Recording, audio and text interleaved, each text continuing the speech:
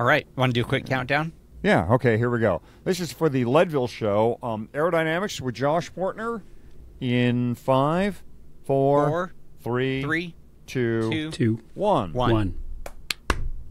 Okay, all right. Where is my cheat sheet? Here it is.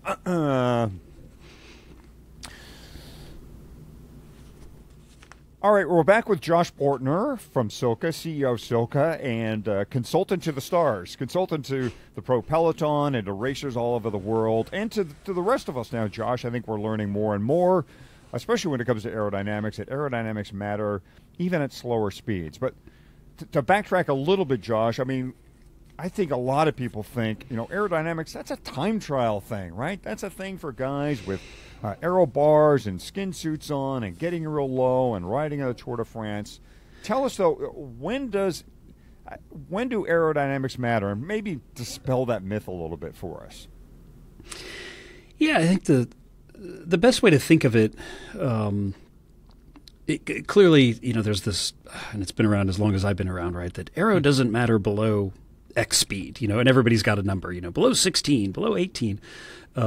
It doesn't matter. And technically it matters everywhere, but because the drag increases at the square of your velocity, essentially, and then your power to overcome the drag is increasing at the cube of velocity. And so, that's why it's easy to double your speed from 5 to 10 and harder to go from 10 to 20 and much above 20, like, every little bit is hurting. And so it matters everywhere. Obviously, it matters more at higher speeds. But the challenge, I think, for a lot of people in thinking about this is it's not necessarily about your ground speed, right? The speed you're rolling across the earth. It's really about the wind speed. You need to think almost like an airplane. And so, for years we've had people say, you test in the wind tunnel at 40 kilometers an hour, 50 kilometers an hour. I never ride that fast. But you may not ride 50 kilometers an hour, but you probably will ride 25 kilometers an hour into a 20 or 25 kilometer an hour headwind. And from an aerodynamic point of view, that's 50 kilometer an hour wind speed or airspeed. And in those moments, these drag saving things can be, just massively massive. We did a tunnel test here lately with Dylan Johnson, and we were doing some modeling around Unbound. And there was a section of the course, and I want to say it was like a 10-mile section, 12-mile section, something like that, that consistently has this strong headwind. And putting in, his speed and that headwind, I think we were getting like a 45 kilometer an hour average airspeed. And, when we looked at going to like an aero bar position or a puppy paws position versus the hoods, the difference there was like 8 or 9 minutes to ride that 12-mile section. That's massive, right? So even if it matters very little for the rest of the ride, say you've got mostly tailwind or crosswind or crossheadwind, you can think of it still strategically as an area that you can really find performance when it really counts. And so, one of the things we teach, and we teach this in the World Tour as well, those hard headwind situations like get down, get aero, get low. And then that is not the time to be, eating or futzing with other things. And because of that, then you plan that into your race strategy, right? Like, I'm not saying don't eat if you're hungry or don't drink if you're thirsty, but, if you know that you're going to, take a turn onto this 12-mile section that's going to take you, 50 minutes or 55 minutes to get through, you want to be as aero as possible for as long as possible through that section. And so, that's a way that it can play into race strategy quite a bit as well. Like if hey, I get through this, then I take this turn and I'm going to have a tailwind for 5 miles. Well, in the tailwind, your ground speed's going to be higher. Your airspeed is much lower. Aero plays percentage-wise a much less important piece, and now you can do all the eating and drinking in the world, during that phase of the race. And so that's another reason that it can really pay to, and we do this with all the key World Tour races, but it can really pay to kind of throw a map of your event down and throw the wind overlay over top of it, and then just get yourself sort of a mental picture of, okay, here's my headwind sections, here's my tailwind sections, and then how do I want to strategize things like nutrition or even race tactics around that. Mm-hmm. Or when you want to maybe focus on getting low and staying low and doing those types of things, right? Like look for those segments where you can take advantage. And how length, I mean, obviously if the segment is 100 meters, it's probably not worth thinking about. But at what point, at what length should you start going, yeah, that's probably a spot where I want to start thinking about how my body is positioned and where I'm sitting in the wind and those types of things? I mean, I think, it really all adds up. So I would tend to say always, if you're sensitive to wind, you have an idea of where it's coming from, and then you're paying attention to it while you're racing. If you're in a strong headwind or strong even head crosswind situation, you should be thinking about it all the time. And, I really think this is one of those areas that, a lot of these like European pros that are now coming over to gravel and things, they have such a natural sense of wind kind of beaten into them. You're kind of never not thinking about the wind. And I think particularly as like, the older guys who've had longer careers, they've all been, stuck in the wrong place when, the peloton went into echelons and just shattered the whole thing. And, you're in the fourth echelon. You're like, well, I'm never getting out of here. This is my lot in life for the next 4 hours. And so I think, those folks tend to have it really beaten into their brains to be constantly thinking about the wind. And I think, it's an easy skill to learn. And you can generally see it in your power meter if you're riding with power. But yeah, I would always be thinking about it, because even if you're with a group, and you're in a headwind, you want to be as aero as possible. When you're in the wind, you want to be drafting as much as possible when you're able to be in the pack. And as that starts to move into crosswinds, if you're going to be on a wheel, and there's a little like cross headwind, well, you should only ever always be on the one side of that wheel to take advantage of that cross headwind, right? It's small changes in the way that I think you think about things can add up to big differences. Because, if you're in a group that you want to stay with, the speed is essentially fixed by the group that you're in. But by making some of these changes, you can dramatically change your calorie burn rate to maintain the speed that you're maintaining. And some of these things, and we certainly see it with some of the Unbound stuff that we've done, and at the World Tour, like Tour de France type speeds, little subtle things, can be, 30, 40 watt changes in power. And that, if the difference between 200 and 230 for a World Tour pro is no big deal, physiologically, they're not under stress, but from a caloric perspective, over time, that adds up into something that's real. If you can burn 30 fewer calories for 30 fewer watts for a couple of hours, there's some real calorie savings in there, right? Yeah. So, and then, we pull Alan Lim or somebody in to talk about like the physiology of the other stuff that's going on there. That's not my specialty, but what I do know is that if I could burn 30 fewer calories for 2 hours, I'm going to do it, especially if it's free and all I have to do is be attentive. Right. Well, let's talk about, you guys were, like you said, in the wind tunnel this past spring, looking at specifically hydration packs and how they perform on the back of an athlete. Now, this was a drop bar scenario, but you'll see a lot of hydration packs, obviously many hydration packs, in the Leadville Trail 100. So there's probably some crossover here. Tell us what you guys found out about wearing a hydration pack and trying to make it not only not hurt you, but help you as you're riding along. Yeah, we were surprised. I could see going into it, and years ago had actually been kind of at the forefront of sort of, remember, like the Bobby Julich era of trying to put the hydration pack like under the skin suit, and then we tried to put it on the belly under the skin suit, and it always worked. It was always faster. But I really thought, some of these modern packs, they've got a lot of sticky outy bits, as we would say in the car racing world. There's just a lot of stuff. There's straps and tubes, and just a lot of sticky outy. And I really thought, okay, any form drag improvement to like the rider's body is going to be offset by just the dirtiness of all this other stuff, But what we found consistently, and we've only used a couple of, I would say, the better designed packs on the market. The ones, I think the one was that USWE, USWE, however you say that brand. Mm-hmm. The one that ended up being the better of the ones we were looking at was that particular brand and a model that's kind of meant to be a slimmer, sleeker, lighter version.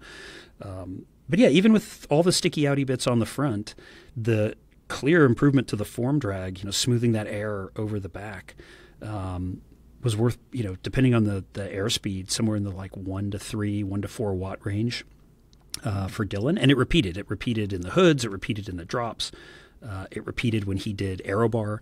So we really looked at it as a potential, significant savings over time or over the duration of the race. And I can't remember offhand the total number, but, I think we were somewhere in the 15 minutes over the length of an Unbound using the simple, our simple model for wearing the pack. And,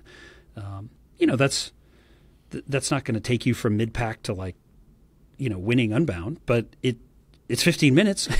I mean, if nothing else, it's, it might just be 15 fewer minutes of suffering. And then I think when you add to that oh, hey, it's also got extra water in it. That's not a bad trade-off that you can, be carrying extra fluids, and pick up a little aero gain at the same time. So yeah, I think, I know Dylan's been singing the praises of that. And looking around, I don't think I'm seeing anybody at the pointy end of the peloton right now that's not wearing either that pack or a very similar pack. Right. And our co-host here, Eldon Fatty Nelson, wears a USWE pack too. And now Fatty, not only is it helping you hydrate, but it might be giving you a little advantage. Now, I think what Fatty would need to do is probably get down and make sure that his helmet is close enough to the pack to get full gains. But there you go, Fatty. Some free watts courtesy of SILCA and the wind tunnel testing. Josh, are those gains offset when you stand, though? If you're a standing climber and you've got a pack on, every time you stand, sit down, of course, you've got the extra weight of the water that you're lifting and putting down, right? Yeah. Yeah, that's a hard one. I don't have a great answer for you. I'd say, how much are you really standing? From a percentage-wise, is it the aero thing's going to help you 100% of the time you're wearing it, even if there was some offsetting factor, but you're only standing 2% of your time out on course? Clearly, that's not going to offset it. For me, I look at the potential downsides here as being much more on the sort of mental, emotional, and potentially like placebo side of the coin, where personally, I hate wearing a backpack. I just hate it. And I don't like that stuff on my back. I don't, everything about it. I don't like having that sweaty patch. I think for me personally, it probably would not be worth the marginal gain to spend, my 20 hours it would take me to finish Unbound with the fitness I have, thinking about how miserable I was wearing this stupid thing on my back. So, for me personally, I wouldn't do it. But I think, if you're a fast contender at that event and you don't mind the thing, or you've trained yourself to not mind the thing, right, which is another option. We are mentally and emotionally flexible, right? So with enough work in the right way, you'd get used to it. And so I think, if I were in Dylan's shoes, I would get comfortable with the pack and use it. But yeah, that would be an interesting question, and I can't say we've ever studied. I've just never had a need to study something like standard climbing with backpack, no backpack, but that's actually would be kind of a fun one to take a look at. Yeah, and the other drawdown of a hydration pack is it puts weight up high, and on a mountain bike, Although mountain bikers are very used to riding with hydration packs, that can be an issue if you're trying to handle the bike, because high weight means, you're tossing more. This kind of the weight has more leverage over what you're doing than you'd otherwise like to have. Let's talk quickly too about aero bars. Josh, look, the Lifetime has now banned aero bars at the Leadville Trail 100 for all riders. So what else can we do if we're on flat bars to try and find a little that keeps us safe too? Can you think of anything off the top of your mind? Yeah, I mean, the biggest one for me would just be running narrower bars. I am not of the mountain bike world, but the one trend that I noticed, and I remember this from my time at SRAM years ago, is when I was riding mountain bikes 30 years ago, we all had our trail, and we knew the narrowest two trees on the trail, and you would cut your bars like an inch shorter than that, and then you'd put like some Control Tech extensions on there to like protect your hands. And I go to a mountain bike race today, and I think like the average mountain bike handlebar is like 7 feet wide. I don't know when it got so wide, but I mean, it's like those Harley Davidson chopper things, right? That just strikes me as like, and again, that's not my world. So maybe there's a huge benefit to it, but gosh, I mean, I think, back in the day we were doing some pretty serious stuff, and we were doing it on like road width flat bars. That's the kind of thing you look in the tunnel. I mean, just taking your hands from, 20 centimeters wider than your shoulders and just getting them in line with your shoulders from an aerodynamic perspective is massive. It's just massive. You're essentially reducing your frontal area, right, by kind of getting your arms in front of your body. But you're also just doing so much more to control the flow and to some extent control the flow that's kind of dumping into your chest, which, for all intents and purposes, is a little bit like a parachute. The other thing, and I can't remember what they're called, but there's those little like toggle looking things that you can put on your bar. Togs? Okay. Yeah. Togs. Yep. Those things are clever. And I mean, putting your hands in that spot, if you put them narrow, that's going to be a big difference, guaranteed for anybody. There aren't a whole lot of things in aero where you can be like 100% that's going to work, but that is one of those. You go from a 60 centimeter wide hand position to a 30 centimeter wide hand position, like you're probably going to reduce the drag of the system by 15%. I mean, it's going to be a big number. I think so something like that is probably a good addition. Yeah. No, they're clever, and I think it's one of those. I remember the first time I saw them, thinking, well, that's a little silly, and then you and then thinking about it, go, oh, well, actually, when if I'm on my mountain bike and I'm in a flat or a road section, that's exactly how I always just squish my hands together either side of the stem and kind of ride in that almost like track racer position with low elbows, and then those little things just give you sort of a hook so you're not slipping off the front of the bike. I think they're quite clever. We had the founder togs on the we had the founder togs on the show earlier in the season. We talked about using them for alternate hand positions to relieve hand pain, but aerodynamics didn't come up with that conversation, and now it has. So a good one there. Thank you for that, Josh. And then, of course, Josh, we have these other ways to help us kind of cheat the win. You have socks, jerseys, correct? Yep. Picking helmets. Those all can kind of add up, even at low speed. Should we be paying attention to the stuff like there's, for the racer coming in at 10, 11 hours, I mean, their average speeds over the course of the day is about 10 miles per hour. Now they have sections where they're 20, 25 miles per hour. Are all these other little things worth our attention? Yeah, I would say so.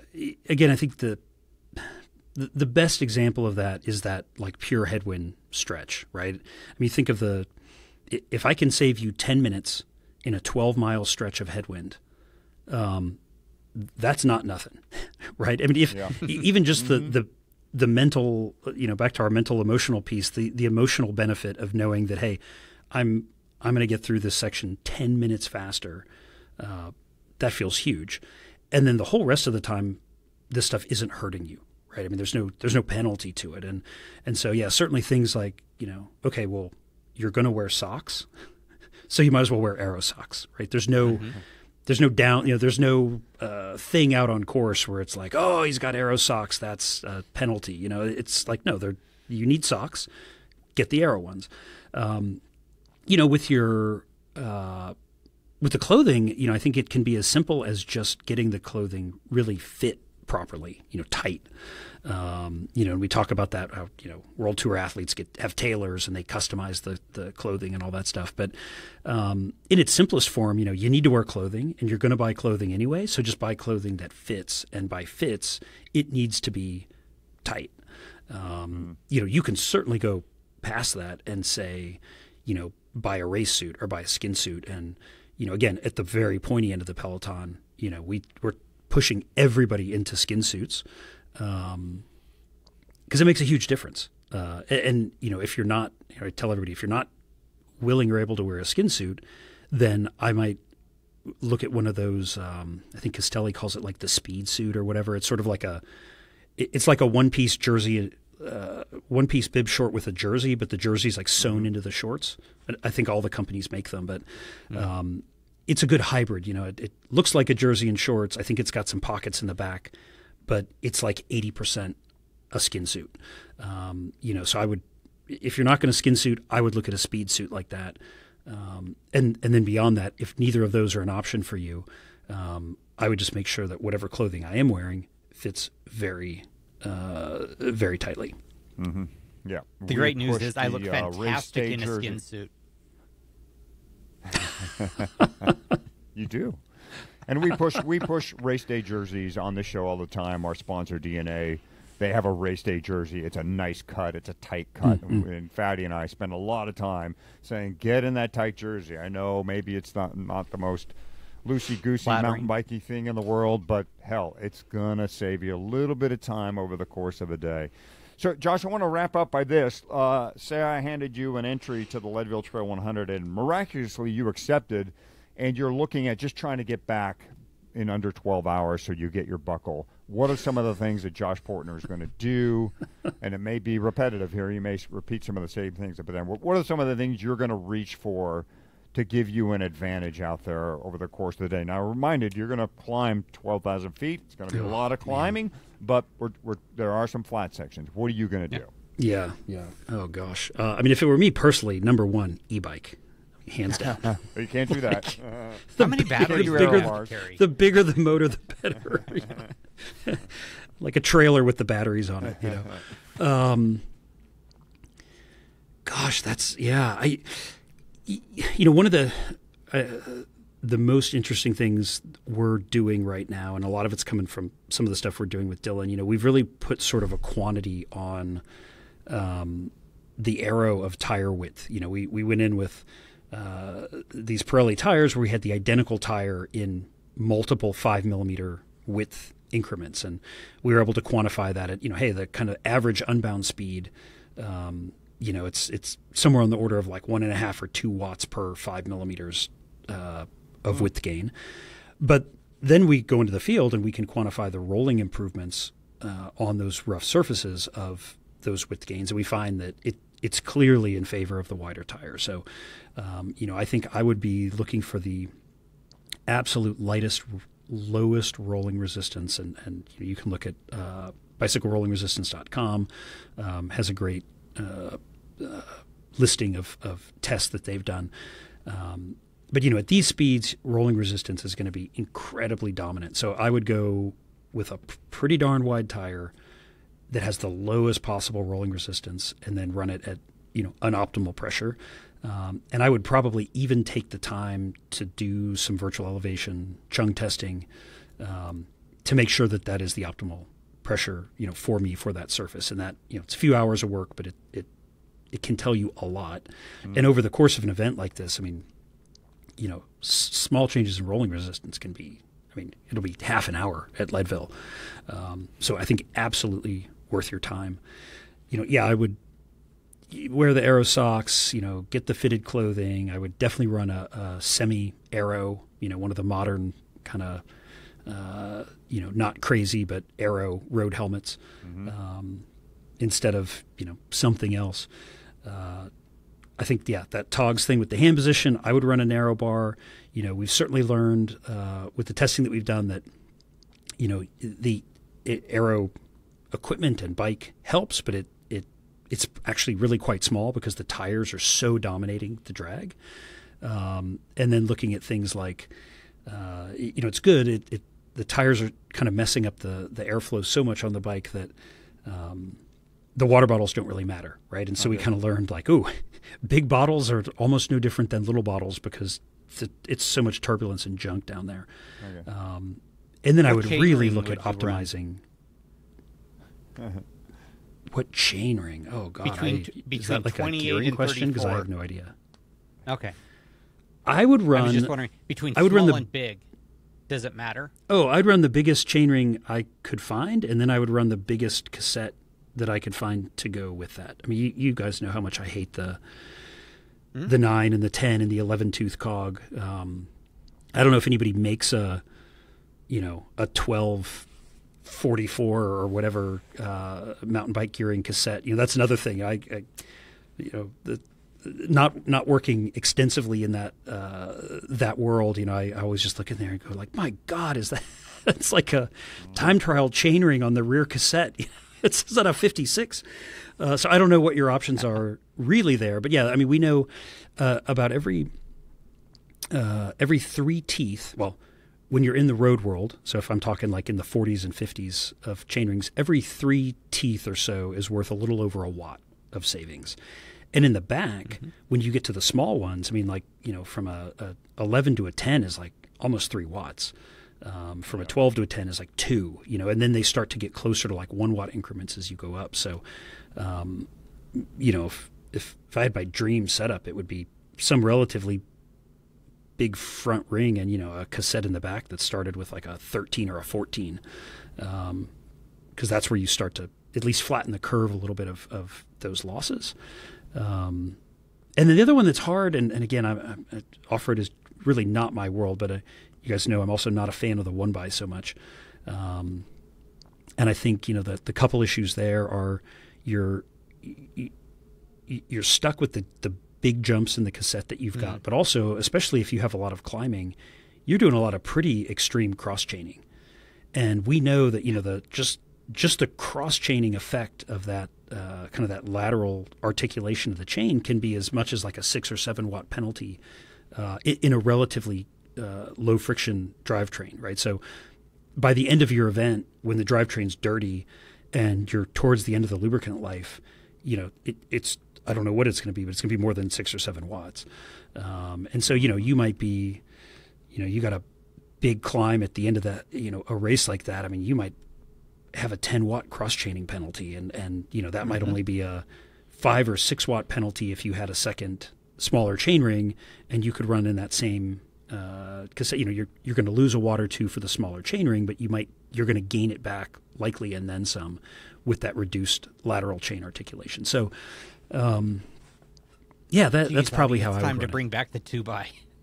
At least for this race. Yeah, I tend to agree. It's not a popular opinion to say I'd run 2x, but I've said it on the show before, and I've heard other people go, Leadville might still be a 2x race, believe it or not, but the mountain bike world has gone firmly 1x, so it's a little hard to break that chain right now. No pun intended.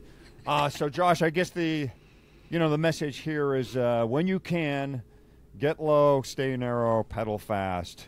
Even if you're a 10 or 11 or 12 hour rider, I mean that is the message here overall. For sure.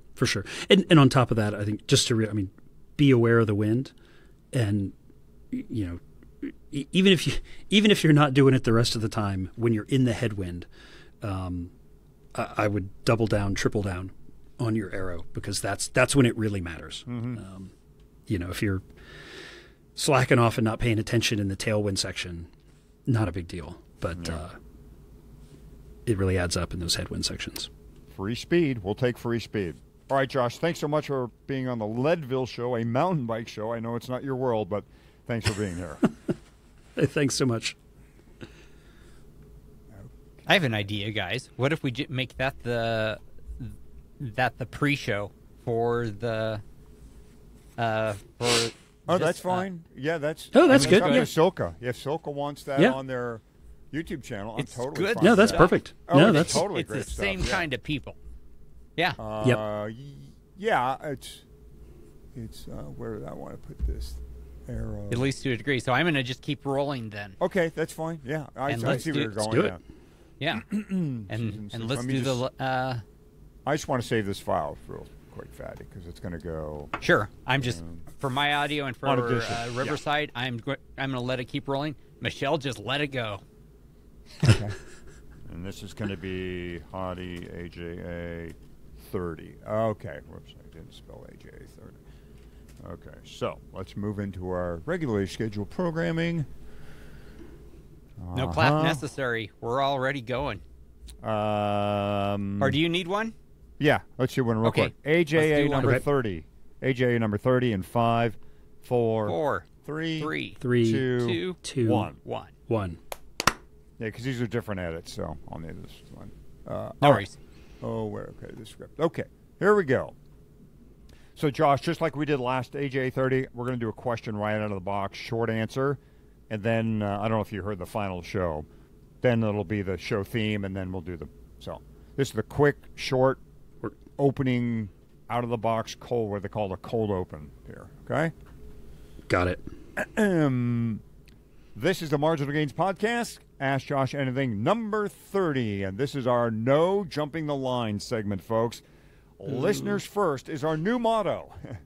Ron has an idea and a question. Most, if not all, current bike computers have an accelerometer in them. Could this be used to detect hysteresis and then used to determine optimal tire pressure based on the road surface and the minimization of vibration/movement, Josh? That is an awesome question, and the answer is yes. Somewhat, it's more complicated than that, and I know there are a handful of people currently working on this. I am not one of them, but I'm in touch with all of them, and there's some really fascinating stuff happening there right now. No time frame that I can say publicly as to when something like this may exist, but yeah, I think Ron is definitely onto something, and there are some people who are much smarter than me in the sort of like system dynamics world. Who are gonna get us where we want to be on that exact topic. So, great question, Ron. Watch this space. Watch this space. Okay. Now go ahead, Fatty, and open up the rest of the show, and we'll be off and running. The Marginal Gains podcast is presented by SILCA, Heritage Pumps, Wax Chains, Aero Socks, Bike Cleaning Products, and more. I'm Eldon Nelson, the member of the Marginal Gang, known as Fatty. I'm Michael Hutton, Hottie to Most, also a gang member, a Marginal Gang member, I should say. Marginal Gains is also supported by Shimano. We know Shimano is the company that makes the finest drivetrains, but it also makes all kinds of accessories for your riding experience, like sunglasses. Shimano has recently upgraded its lens technology to something it calls Ridescape. The idea here is to create lenses that favor certain riding conditions, road, mountain, gravel. Each lens brings out certain colors to create contrast that match the place where you are riding. Ridescape lenses come with Shimano's top-of-the-line S-Fire frames, and you can check them out at bike.shimano.com. Now, Hottie, I am still smarting over this new line, no line jumping rule you've created, conveniently, since you don't have one to jump the line with. But I do have a question now, Josh, and it is about a practice or a habit that I personally have had for 30 years or so, and that is, where should the valve stem be when you inflate a tire? I don't remember who, but someone impressed upon me very early in my cycling days that before inflating a tire, you should rotate the wheels so the stem's all the way down, right at the 6 o'clock. Lately, though, I've started getting old, and I do not like to bend that close to the ground unless I absolutely have to. So, with my Hero chuck, I've noticed it is easier to remove the chuck from the valve just by giving a little downward tap. And in other words, my bad back has made me a big fan of now inflating with the stem at the 12 o'clock position. My question is there any meaningful reason to have the stem in any particular place when inflating, or have I been blindly following a ridiculous edict for 30% of a century? And follow up on that, how do the pros do it? And does it matter more or less for different kinds of setups or locations? You know, so there's road, there's mountain, there's tubeless, there's sealant, there's field repair with a CO2 or a hand pump. Right. There's inserts, all of that. Oh man, this is a great question. So yeah, funny story. We actually have these great old photos from like old SILCA catalogs showing how to use like the SILCA chuck and the Impero pump in particular. And they're always at the 12 o'clock position. And so, you know, we get comments from people all the time like, oh, you know, I don't like, I cut my hand in the cassette when I was pulling my chuck off of the valve stem at the 6 o'clock position. I don't like your chucks, or, sealant problems, or we get a number of things. And so I made a video probably, 2 or 3 years ago saying, hey, life changer, put the valve stem at 12 o'clock. You know, you push the chuck on, push it straight down from above. It's safe. It's less likely to bend the valve core. And it was so funny. I mean, the comments in that were like, oh my God, this changed my life. And to think, you know, I've got literally like a, 1934 SILCA catalog that's like how to use the chuck.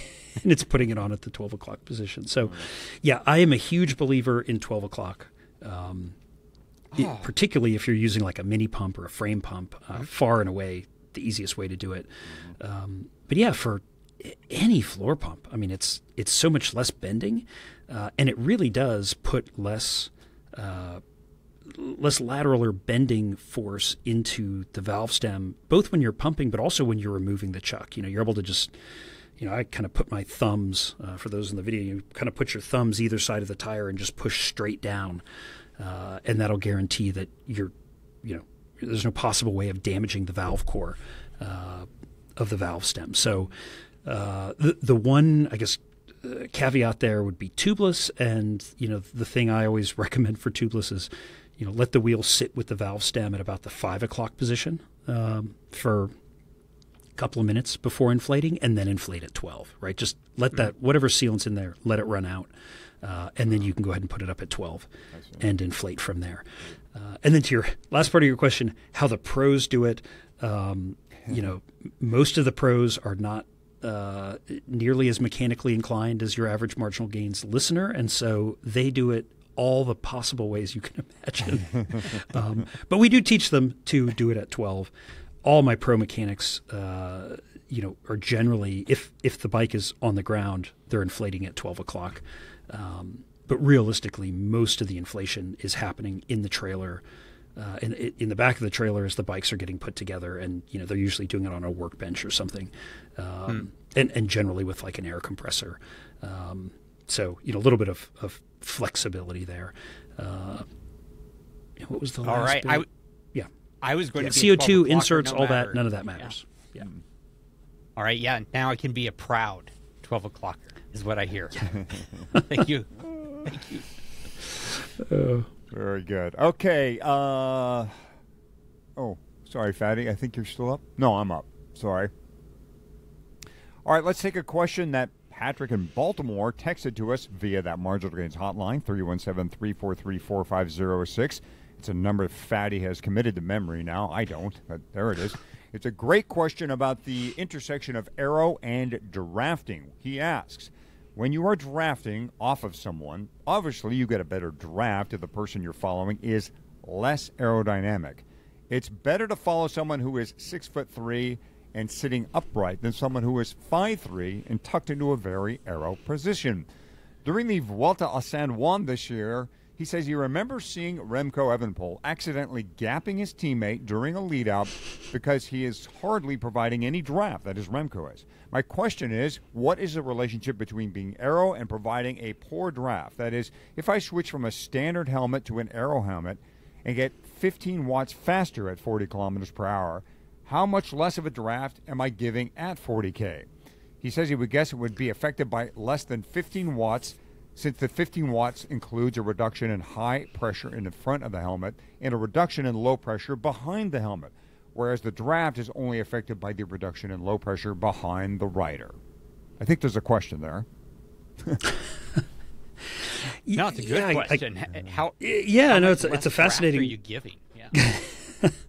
It's a fascinating question. Yeah, it's also a really hard one to answer because you think the draft, the low pressure wake behind the rider, is never a consistent thing. It's not. I think we like to kind of analogize it as a little bit like a vacuum.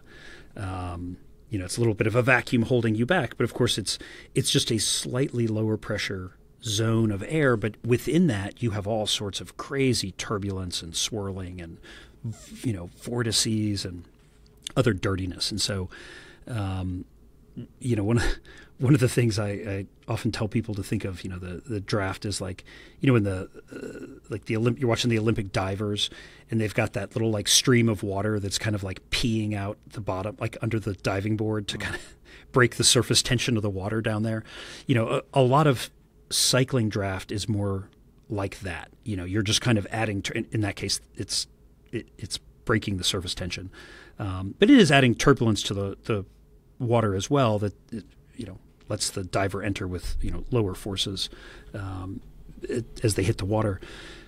That's a little bit like what's happening here, and as you clean up the air of coming off the front rider, that's essentially cleaner air that the rider behind them is hitting. And we see this, really everywhere. I think team pursuit is probably the one of the most interesting areas for this, right? Because, some of these CDA values are getting incredibly low. And you want that, but for something like team pursuit, you want the draft. And so the more efficient you make the riders, the less effective you're making the draft, which in a way is actually making the team pursuit a lot harder for them. But at the same time, we see how the team pursuit speeds are going up, because the other thing that people aren't thinking about, and you see this talked about more in like car racing, but the rider drafting is also lowering the drag on the rider in front of them.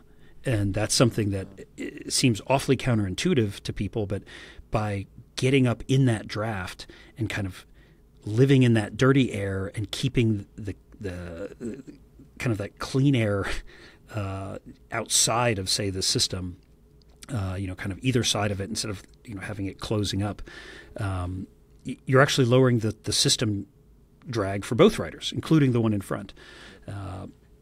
So putting a number to it without going into the wind tunnel and testing it is really hard. I would say you're probably best to think of it from a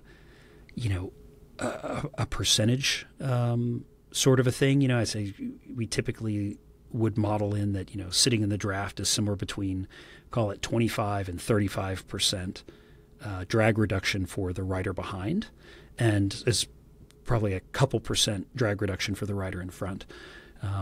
If you lower the drag of the rider in front by 10%, then you can just kind of work the math through and go, that's probably about what you're doing to reduce the draft, the benefit for the rider behind. Mm-hmm. That would be my rule of thumb for that. But yeah, I mean, to really look at it specifically, you need data. The last thing I'll add here is, the team pursuit analogy. I mean, there's a ton of science, and we've had Dan Bigham on the show to talk about. There is a ton of stuff that goes into picking which rider is where in the team and who's doing what and when, and things like this are really, really important. Getting that order just right, so that you can take advantage of, because eventually somebody's got to be behind the smallest rider with the smallest drag. Right? Just like somebody's got to be behind the rider who's leaving the biggest draft. And so that really plays into race strategy in a very important way. And, Dan is proven to be the absolute master of building strategy around sort of some of these subcomponents. Yeah, right. That rider behind giving help to the rider in front is exactly why the UCI has cracked down harder on the time trials that they govern, is because team cars would follow too close to riders doing time trials, and they'd actually be helping the rider, even though they were following the rider. So yes, there's a definite thing there. All right, guys, I want to take this next question because it came to us via text via the Marginal Gains hotline, which, as we all know, is 317-343-4506. I don't have a name on it, but I do recognize the 435 area code. It's a Utah number, and so there's a very good chance that this person has passed me before. And you'll understand why I say he passed me when I read the question. He says, my question relates to tire and rim width, specifically likely the trade-off in rolling resistance versus aerodynamic drag. 28 millimeter tire width seems to be the lowest rolling resistance, especially on less than perfect road surfaces, but that suggests ideal rim width should be nearly 29.5. My current aero rims measure about 27.5, and a few of the others I've seen are wider. Am I better running 25 to 26 millimeter tires or violating the rule of 105?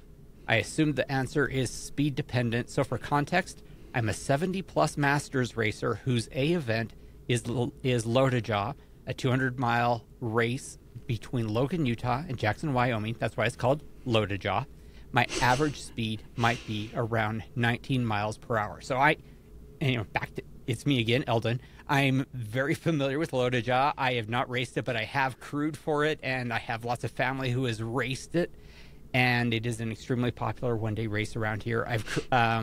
I will say that before you get to the answer, Josh, 19 miles per hour on average for this course is great for any age group racer and is bonkers fast for 70-plus Masters. So first off, kudos to the person asking this question. I could probably figure out who it is just by looking at the podium results for 70-plus. Right. That is fast. So, Josh, tell us, what should this incredibly fast 70-plus Masters racer do as far as their rim goes, and do you have any bonus tire suggestions for a 200-mile-plus road race where road surfaces run the gamut from perfect to the worst chip seal possible? Oh, gosh. I'm glad you threw that in at the end, because I think, the way we prescribe thinking about this whole problem anymore is to start with the surface and then work that into the tire size that you need, and then look at what wheel you need for that. So, if you were to say, hey, this is 200 miles of relatively new, beautiful pavement, I would say, gosh, something like that 26 millimeter super fast specialized tire that I'm blank at the moment in the name of, but they've got a 26 millimeter clincher tire that's screaming fast. I would run that if the road surface was great, knowing that there's the worst chip and seal imaginable. God, I'd probably be thinking, depending on the rider weight, which also we don't know, 28 at a minimum. I might even look at a 30 or a 32, and from there begin thinking about the wheels. I mean, 19 miles an hour, that's fast. Yes. Over this distance. And the key to the rule of 105 is, it's really, that's essentially telling you how well your wheels are going to work with crosswind. They're all about the same in a headwind or a tailwind. But the 105 really is helping kind of predict whether the wheel will be able to sort of maintain flow attachment and sort of fly or sail with crosswind. And so, if, again, not knowing the event, if it were going to be a lot of crosswind, or say an out and back where you've got a left direction wind, or, I've done some of those, some of these like coastal races in France that I remember racing, you'd get the guidebook and, it was printed like left direction crosswind. You're like, oh God, they printed this a month ago, and they knew that there's always a wind right out of the west in some of these areas. So I think, if this is a loop, it's probably less of a big deal. If it's an out and back, it's headwind, tailwind, it's less of a big deal. Okay, so it's point to point. Is it relatively straight, or what? Like, how would you define the you wind? are all over the place. Literally, okay. Logan, Utah to Jackson, Wyoming. So you're going over mountains. You've got flat, you've got straight, and you're changing direction to follow local highways. Okay.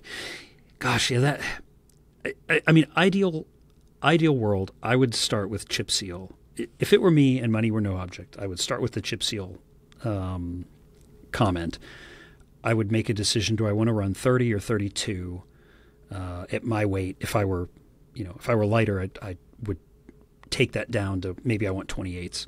But I would say 30 or 32. Decide on the tire, and then I would pick the wheel from there. I'm a huge fan. I think we've talked about here on the show before of this 3T wheel, the just like the Discus 4540. It's like a 40 millimeter deep wheel that's 40 millimeters wide, 45 deep. You can put a 32 millimeter tire on there. It measures like 36 wide. It still falls within the rule of 105. And you just get this amazing aero handling and speed along with the comfort and the speed of the big tire.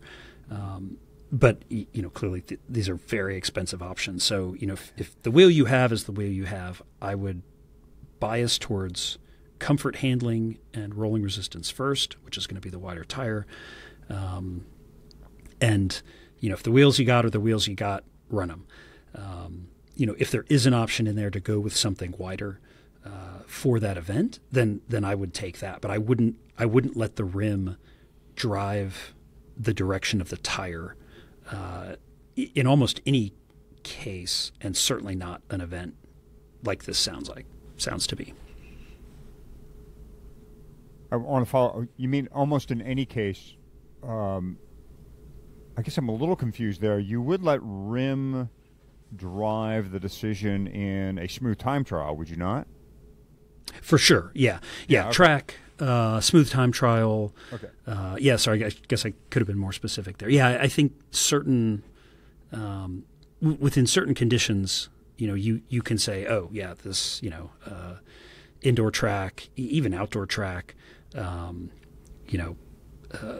and back TT on nice, pretty much anything on nice pavement. I would bias my decision towards rule of 105 and aero.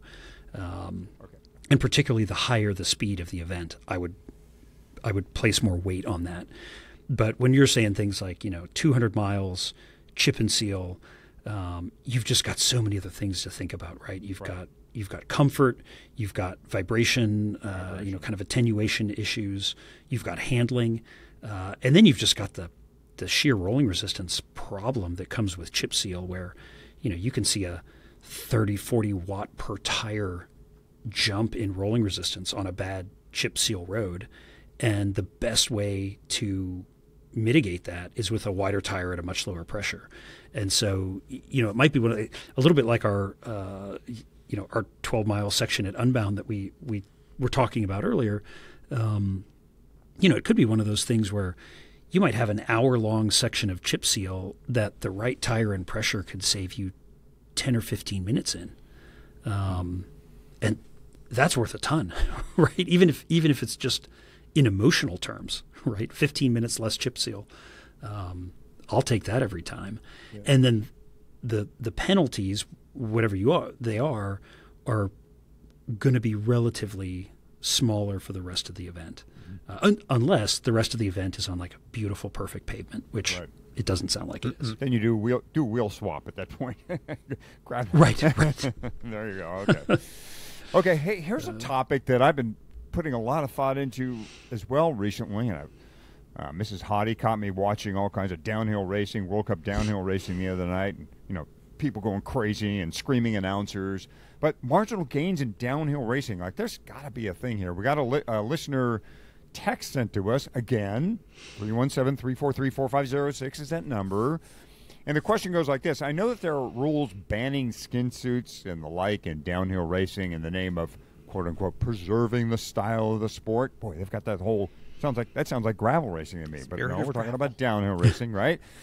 He says he's curious, though, if anyone has ever dug into other aero marginal gains in wheels, helmets, those big, gigantic brake rotors they have to run, or anything else on the downhill bike. He says he knows some pro racers will hit 60 kilometers per hour on the straight open sections, and races are often won and lost by fractions of a second. So it would seem to him that making some aero gains could make a tangible difference in downhill racing. Mm-hmm. Oh gosh, yeah, absolutely. The best stuff on this that I am aware of was done, I mean, God, probably 10 years ago now, by Trek, where they put downhillers in the wind tunnel, and really looked at a bunch of interesting situations, including, like different rider positions on the bike, right? Because as you're, obviously downhilling, you're all, it's not like a time trial. I mean, they're all over those bicycles. And so, they found some really interesting stuff. Yeah, helmets, solid brake rotors were a big deal. Tires are huge dominators of the flow. But I think some of the stuff that was most exciting to me were sort of fairings or changes in geometry around, like the stanchion, the fork legs, essentially, the head tube, tightening things up around like the lower leg of the rider. And I think ultimately some of what happened, and I know a little bit of this happens in pro downhill, but not as much as probably should. There is a little bit of work that goes into tailoring those clothes to look looser than they probably are in real life. And so I think at the very pointy end, there is a little bit of thought, not a ton, but there's a little bit of thought going into this to try to smooth it out. But I think, then you get into the, like, if we're going to put a fairing on this fork, well, is that going to be a rule violation? I think a lot of these probably bring up questions. Is it worth getting into a fight with the UCI over this? And the answer is generally probably considered to be no. I thought you were going to say and then I it think depends. the other side of I would say generally no. Yeah, probably. If I were running the show, I might say it depends. And I think it's very fun. I mean, we look at Cervelo with their thinking coming into mountain bike, right? And I mean, Cervelo's been in mountain bike for, like 12 minutes, and they're already pulling out this like 3D printed dummy shock. Right? If you guys have followed that, I've seen that, and it just has the mountain bike world sideways. What the hell is that? What are those guys doing? We never thought of that before. And, I do think so much of this is mindset. And I think, companies like Cervelo going into mountain bike are really exciting for me because I think I don't want to say it into like an offensive way, but they're going to have really cool ideas because they're kind of showing up with all the wrong people, companies like Specialized are extremely technologically advanced, but they've got road people and mountain people. And the mountain people are doing stuff the way the mountain people do stuff. And with Cervelo, they're kind of bringing like all the wrong folks to the party. And I think what you're going to get out of that, at least until they've established themselves more fully in that world, I think you're going to get some really fun, cool out there ideas that people either weren't thinking of or weren't willing to take the risk to attempt.